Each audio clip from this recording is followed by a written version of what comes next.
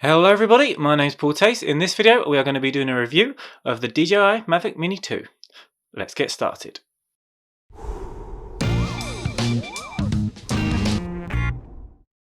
Okay guys, so as I've said, we're going to be reviewing the Mini 2 in this video. Now I haven't been sent this for free, I've gone out and bought this with my own money on the day of release, and I'm going to be testing this socially safe. I've actually been given permission at work to fly it around the premises, so I can obey the lockdown rules and also the laws of flying a drone. The Fly More combo costs £549 or $599. The drone itself costs £419 or $450-ish. Now I've left a link in the description down below if you want to see the unboxing video, and it tells you exactly what you get with the Fly More combo. So in this video I'm going to go over the pros and also the cons of getting the Mini 2, the things that I've liked about it and also the dislikes. I'm going to start off with the most obvious thing about this drone. It is less than 250 grams.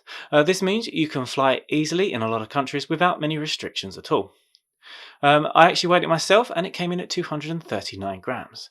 So if you want to add a few accessories, you've certainly got a bit of wiggle room there. Okay, now so let's look at some footage that I've shot with this drone. Now as I said, this was actually all shot on the same day, and this was shot with 2 batteries.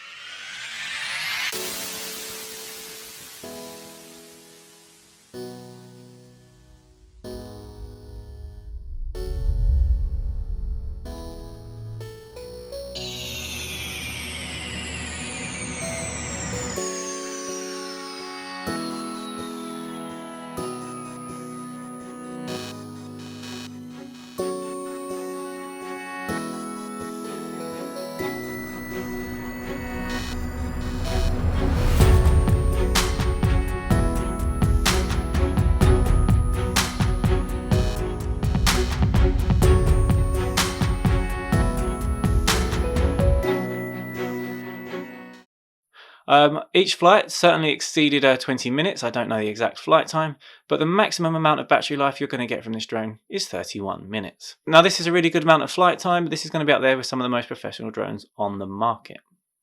Now another huge thing about this drone is it can shoot in 4K resolution. You can shoot at 24 frames per second, 25 frames per second or 30 frames per second at this resolution.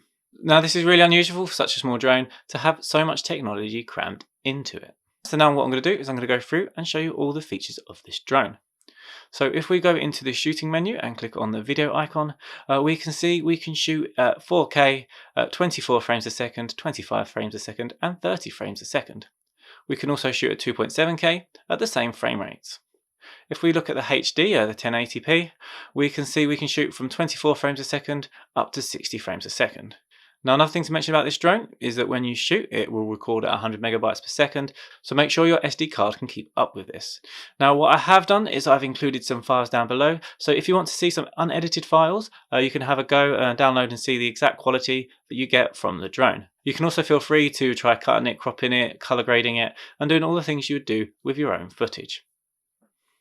Now next thing we're going to look at is the photo options. Now in here we've got the single shot, which is just basically taking one picture, and we can control this with the manual settings at the bottom right hand corner of the screen. We could also switch this to auto if you want to. And next we've got is the bracketing. Now the bracketing is going to shoot 3 pictures very quickly. It's going to shoot one with the current exposure, one with a lower exposure and one with a higher exposure. You can use this in both automatic and manual mode. The point of this is you can potentially use it to make HDR pictures, but also if you're not quite sure about the exposure, you can just take 3 shots and choose the best one. Now the next option is the timed option. This will take photos every 2 seconds or whatever you choose. You have the choice from 2 seconds up to 60 seconds. So this is mainly going to be used for making time-lapse videos. The next option is quick shots. These are a range of shots you can use, but the drone does automatically. So we've got Droney, which is where the drone flies up and backwards away from you. We've got Rocket, where it flies straight up, focusing on you. We've got Circle, where it just orbits you. We've got Helix, which is going to spin around and spiral outwards. And we've got Boomerang, which flies close, goes away, and then comes back again. So the last option we've got is the pano. We can shoot 360 degrees, 180 degrees, or we can just shoot a wide picture. Now I did try doing this and testing it out, however it said the wind was too strong and it was unable to do it. Now the whole time I was flying it I didn't get any wind warnings, but for some reason it couldn't shoot the pano due to the wind. Now another thing I want to point out is that I couldn't find the RAW settings. To do this you have to go into the settings menu, go into camera, and there you can choose to shoot at RAW and JPEG. So when you take a shot, it'll take a JPEG and a RAW shot. The RAW shot is just going to give you more capabilities in post editing, so it's not going to necessarily improve your picture, but it's going to give you more options afterwards. So I'm going to leave some photo files in the link down below, and if you want to have a look through, you can edit them and color grade them and do whatever you like with them and see what quality this drone gives. Another thing to point out is they've also hidden the white balance just a bit further down in the camera menu. You can make this manual, which is what I would recommend doing, just to stop the white balance changing as you're flying along. Next thing I'm going to want to talk about is the remote control. Now this is a lot larger than you would hope for a portable drone. The joysticks just unscrew and go into the bottom, just like so. And you've also got the phone on top. Now I do like this design, so despite it being big, I actually prefer the design. It folds in quite compact, and you haven't got the flappy paddles you might get with most of the other drones out there, and this actually uses OcuSync 2. Now OcuSync 2 is a new technology, and this should give you a better range than most professional drones out there on the market at the moment. In the UK you should be able to shoot with a 6K range, and in the US you should have a 10K range. However, when I tried this out, I did fly it about 200-300 meters away and ducked behind some trees, and I actually completely lost connection. It went into return to home mode and it hovered back up, and then when it came to a certain height I regained control and carried on flying. So although this should be a really solid piece of technology, and I did feel it was a better connection overall, it's still by no means perfect. So if this is the only reason you want to upgrade from your Mavic Mini to a Mavic Mini 2, just take that into consideration. Now again, if we continue looking at the remote, we can see we've got the speed controls just here in the middle. We've got the on-off button here. We've got the return to home button and pause button. And we've got the function button and also the flip the camera from film to photo button. And on the back we've got the record button and also the gimbal controls. Now if you've bought the Fly More combo, you'll also get spare propellers and you'll get the battery hub. The battery hub is a two-way charging hub. It can hold 3 batteries. It charges one at a time, one after the other, but you can also plug it in your phone and charge by a USB cable from the hub.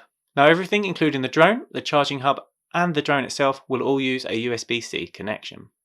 So one of the potential problems before with a light drone is that it's going to have a huge problem with the wind. Now, as I said before, I didn't actually have any real wind that I was aware of, but it flew absolutely fine and I had no real worries about getting my drone back at any point whatsoever. Even when it lost connection, I was still fairly sure that I was going to get the drone back very safely. So if you've never flown a drone before, this is going to be a really great drone for you. It's got a return to home feature on. If you lose connection, it will just come straight back. You just bear in mind you do have to set the settings before you go out. Now it does say it's got a wind resistance of level 5, but as I said, I haven't been able to test that yet. Okay guys, so that's all the selling points for this drone. It's lightweight, it shoots 4K video, it's got a long range on it, and it's also very wind resistant. Now let's get down to nitty gritty and look at some other finer points. So when I was flying in the fog, this was low light, so this was a good way to test that. Now if we look at the low light conditions, we can see we do get a little bit of noise from the drone. Now this is something you would expect from such a small drone, so if you're thinking about using this professionally, this is where it's going to start to limit you with the noise that we get. Now having said that, I actually don't mind this noise at all. You would expect this, and when I'm shooting for myself, this is going to be no problem whatsoever. Now another thing about this, which a lot of people might not be aware of, is that the maximum file size that this drone can shoot is 3.8 gigabytes. Now when I flew at 4K at 24 frames per second, this gave me a 5 minute and 27 second file. So when I got back home and I looked through, my file had been cut short. But the really good thing about this is the next file had carried on shooting without me even knowing. So where it had been cut, I was completely unaware until I got back and saw it on the computer. So in the editing software, I've actually joined these together. I literally just dropped one straight after the other. So I'm going to play this through, and if you can't see where the connection is or where the transition is, you can see it's a very good seamless piece of footage from 2 files. So although you do have a maximum file size, it's not a problem at all because it joins together perfectly. Now again, I did point this out in my last video, but I just wanted to say you can use your Mavic Mini batteries if you have one in the Mavic Mini 2.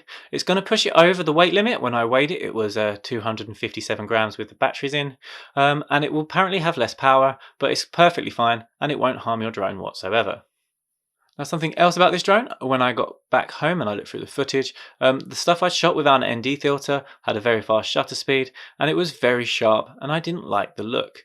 I much prefer shooting with an ND filter, so with an ND filter you're just going to get a smoother look to your video overall. Now something worth pointing out that's really probably quite important, if you have a Mavic Mini and you've upgraded to a Mini 2, you can use all your ND filters from your Mini on your Mini 2. I'll drop a link in the description down below if you're interested in getting some ND filters. So overall, the Mini 2 is an incredible drone. It's absolutely perfect for beginners and it could be a bit of fun for a professional drone flyer too. So with a high quality footage, wind resistance, a long range and a very easy drone to fly, you're off to a really great start if this is what you want to do. Okay guys, so that's it for this video. If you found it useful, hitting that like button and the subscribe button is a huge help to me as a creator, and I hope to see you in the next one.